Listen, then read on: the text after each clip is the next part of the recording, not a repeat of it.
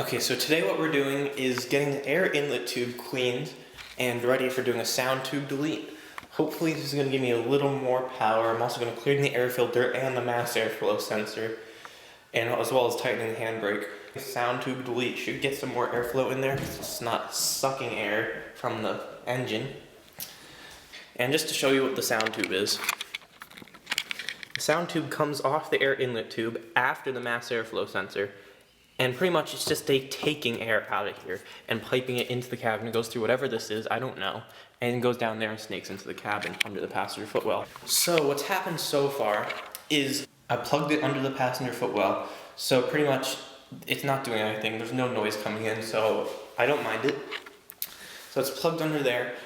So what's going to happen is I take this little cover, which was like $2 at Home Depot, and it has a hose clamp and it's just a rubber cover. And all it does is goes over the end of the inlet tube right here and caps it off. Issue with this most people have is they can't tighten it all the way because the inlet tube is squishy, as you can see.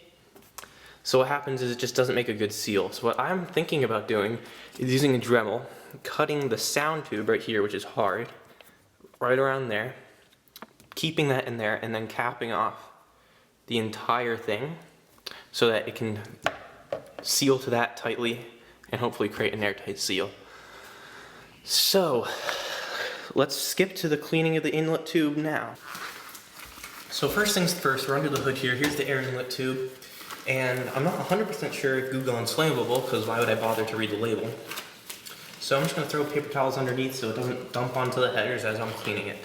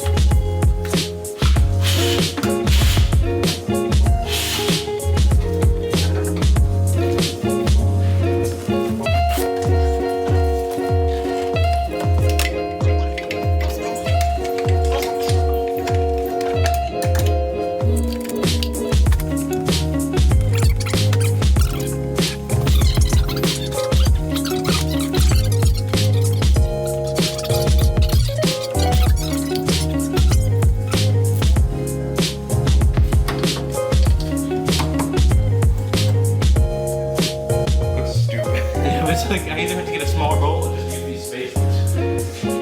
Like, what are you doing? So this bolt's still supposed to go in here so it holds this fuel rail cover on. So I'd either get a shorter bolt or use these spacers. So I'm just using these spacers. Or just cut the bolt.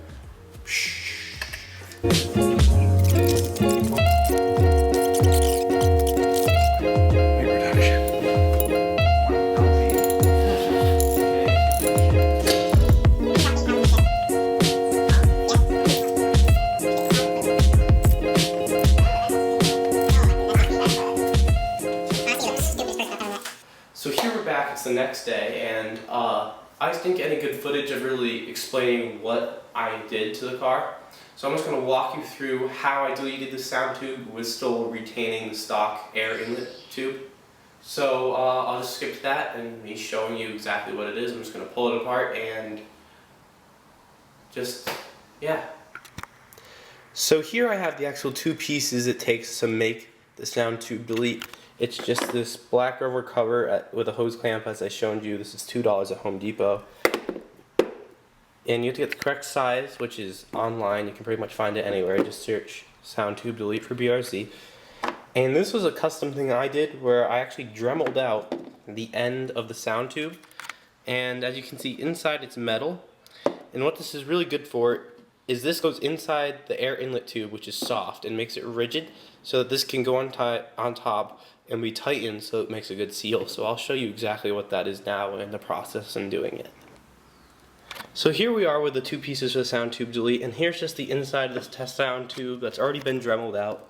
And as you can see, it has a little lip on it right here, and all you want to do is put this lip inside of the one created by the air inlet tube. So you're just going to shove this in here. It's going to take a little bit of pressure, and as you can see, these two lips will meet and it creates a seal. Now what this did for us was it made this part rigid, so this cap can go over the end, and then we can just tighten this hose clamp as tight as we want,